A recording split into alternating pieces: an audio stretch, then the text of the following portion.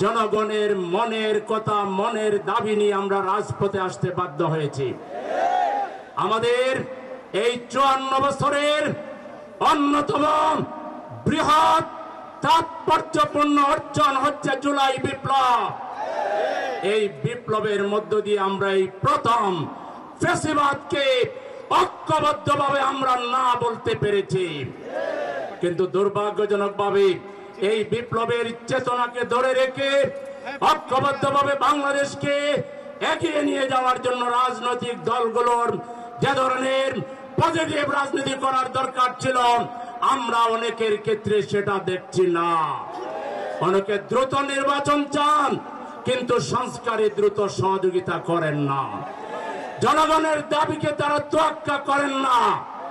আমরা পরিষ্কার বলতে চাই, আমরা যেহেতু রাজনীতি করি, কোথায় কি নাড়াচড়া হচ্ছে এর খবর আমাদের কাছেও আছে। আবারও যদি দেশ বিরোধী ষড়যন্ত্র করা হয়, জুলাই শহীদদের উত্তরসূরি তাদের পরিবারবর্গ, জুলাই যুদ্ধে 40,000 আহত আমাদের সেনানায়ক এবং জামাতে ইসলামী সহ বাংলাদেশের দেশপ্রেমিক তৌহিদি জনতা আবার এমন একটা চাকনি দিবে, ওই দালালরা বাংলার এই পারে আর থাকতে পারবে না।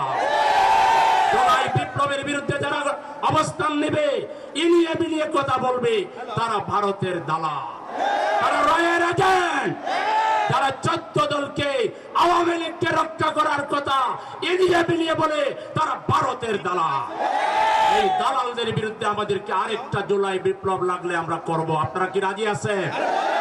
প্রয়োজনে বুকের তাজা রক্ত ঢেলে দিয়ে আমাদের দেশের স্বাধীনতা, সার্বভৌমত্বকে আমরা অক্ষুণ্ণ রাখবো ইনশাআল্লাহ। আরেকটা কথা বলে শেষ করছি, নির্বাচনের লেভেল প্লেইং ফিল্ড লাগবে। তারও আগে জুলাই সনদকে সাংবিধানিক ভিত্তি দিয়ে গণভোট করতে হবে। সেই গণভোট 15ই নভেম্বরের ভিতরে শেষ করতে হবে। আগামী ফেব্রুয়ারিতে দেশে নির্বাচন হতে হবে। এই নির্বাচনের বিরুদ্ধে সরকারের অন্দরমহলে বাইরে রাজনৈতিক দলের দ্বারা যদি নির্বাচন ক্ষতিগ্রস্ত হয়, তাহলে এই যারা চক্রান্তের সাথে জড়িত বলে আমরা বুঝতে পারতেছি, বাংলাদেশে তাদের রাজনীতি শেষ হয়ে যাবে। তারা রাজনৈতিকভাবে এতিম হয়ে যাবে, দেউলিয়া হয়ে যাবে।